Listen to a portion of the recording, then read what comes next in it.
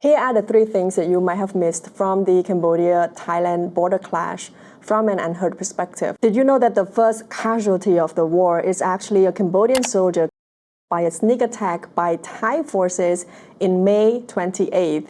2 months before this all went down. For your information, the site is actually a disputed area where both parties agreed to have routine military patrols. Thailand claimed Cambodia had been digging new bunkers, but where's the proof? The only proof is the death of a Khmer soldier caught by surprise in his downtime in a bunker. Footages showing civilian damages in Thailand have sparked global sympathy and outrage. And let me be clear on this point. I do not condone war. I do not condone violence. What is missing, though, is that only hours into the beginning of the clash, in the very first day, Thailand deployed their dangerous F-16 bomber jets. That is an act of aggression, and in self-defense, Cambodia had no option but to fight back. We do not have fighter jets to go toe-to-toe with them, and as reported by Thailand itself, our military equipments are lacking in defensive strength compared to them. This is because we don't have any plan to invade anyone. Why would you want to invade a bigger, stronger country when you don't even have one fighter jet? All of our military strategies have been geared towards self-defense. The Cambodian military equipment lacks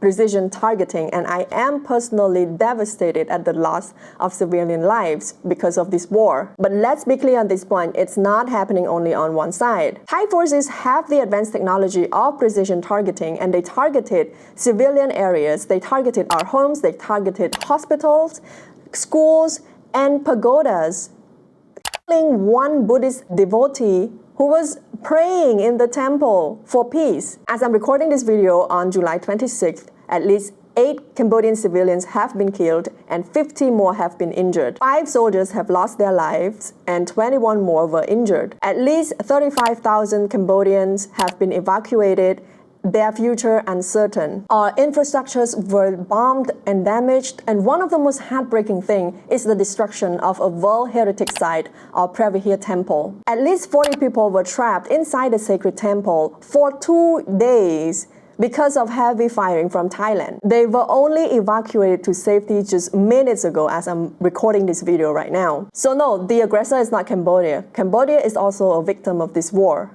You may have seen claims of Thailand, claiming to be a peaceful nation, only wanting peace, especially after the United Nations Security Council meeting, which was urged to convene by our Prime Minister, by the way. Now, they're open for peace talk is a bilateral talk, and this bilateral talk is a bullying tactic from Thailand. Now imagine this, if your neighbor and you had a heated argument on a piece of land between your property, for example, and your neighbor is richer, he's stronger than you, and he's generally well-liked in the neighborhood. Now, would you want to talk it out with him, just the two of you? No, of course not. It would not be a just discussion. It would not be fair. So of course you would ask for help. You would ask for legal help. You would ask for at least third-party mediation. And that is exactly what Cambodia has been consistently doing. Peaceful resolution has been Cambodia's stand since the very beginning. In June, before any of this has happened, Cambodia has filed a case to the International Court of Justice. And Thailand has responded that they would not show up in court. Now, in what universe would not showing up in court be considered as a proof of innocence? Statements can be made by both sides with very little evidence to show. What would really determine the truth of these statements would be an independent third party like the ICJ. Cambodia is not afraid of having our evidence investigated. Now, why would Thailand be so afraid of showing up in court if they were telling the truth? Afterwards, Thailand continued to show signs of repeated aggression towards Cambodia. They have threatened to cut off fuel supply. They have threatened to cut off our electricity supplies.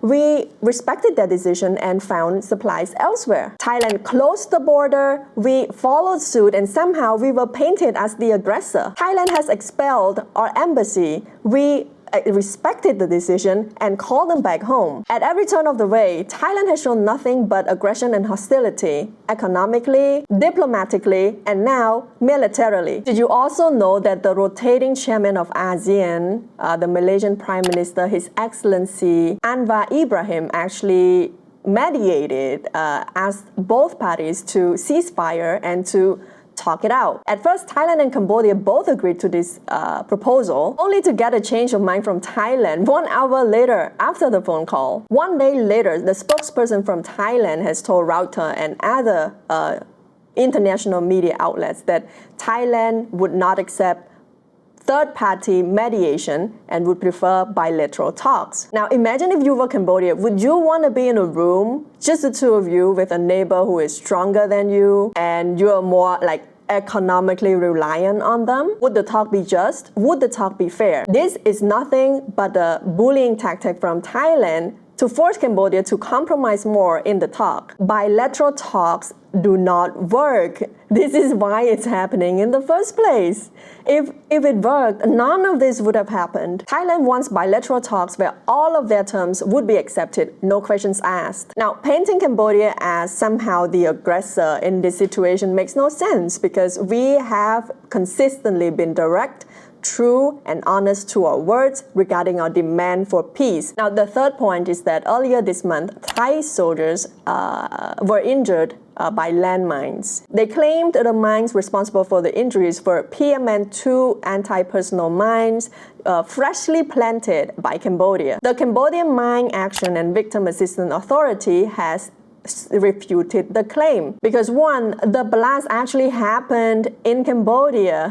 It happened in an area that has been officially documented as having legacy landmines, remnants from the US bombings of Cambodia during the Vietnam War. If you didn't know, the reason we have much less civilians living along the border of Thailand is because our country has been heavily bombed by the US during the Vietnam War, while we were a neutral party in the situation. An estimate of 500,000 tons of bombs were dropped. And as a result, hundreds and thousands of landmines were left, especially in rural areas like the site of the clash. My own great-grandmother was actually killed by one of these bombings, and my mother still suffers from witnessing that as a child. And if they were indeed newly planted PMN2 models, then the injuries would have been more devastating. Yet the injuries of the Thai soldiers point to a less powerful and older model of landmines already exists in Cambodian soil because of previous wars. Now, would you take a Cambodian word for it? No. That's understandable, and that is why we want to meet Thailand in the International Court of Justice. We have all the evidence and we are confident that we will win this in court. If Thailand was so sure about their claims, why wouldn't they show up? Cambodia is a small country. We have been plagued by wars, genocide, poverty and hunger. You will be hard-pressed to find a stranger on the street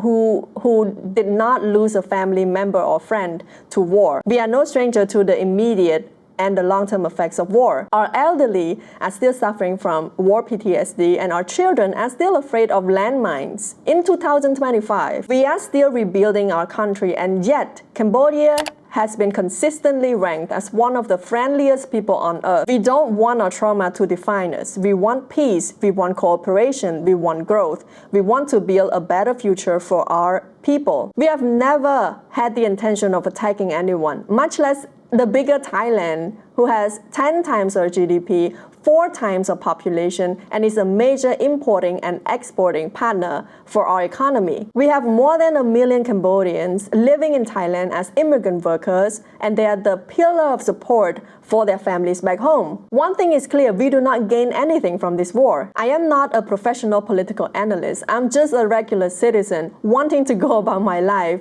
in peace. But I am making this content because the international news media outlets have failed us. As headlines flooded the internet following the clash, my disappointment only mounted as one article after another was published, conveniently omitting the causative reports, the statements from Cambodian officials, and the footages of victims in Cambodia. In contrast, they have been featuring Thai journalists, Thai correspondents, and Thai sources to paint a very heavily biased picture of the situation. I ask you, please, my international friends, to remain open-minded and to critically examine the sources from both sides and look at the actions of the supposedly peace-wanting nation. I am not nearly educated enough, and there's not enough time in this video to talk into the potential reason why Thailand would want to paint Cambodia as the bad guy and to instigate this war in the first place. But there have been patterns of Thailand dragging its neighbors into clashes like this in order to gain political points when their internal politics is in turmoil. I urge you to study further into the history of Thai military coups. If you would like, this is actually a very short and good explanatory video on the subject. And lastly, I thank you from the bottom of my heart for taking the time of your day to study more about this topic and to pay attention to this issue. And I urge you to join hands with Cambodia in pressuring Thailand to cease fire and to accept peaceful negotiations mediated by a third party. This is our only way to justice and peace.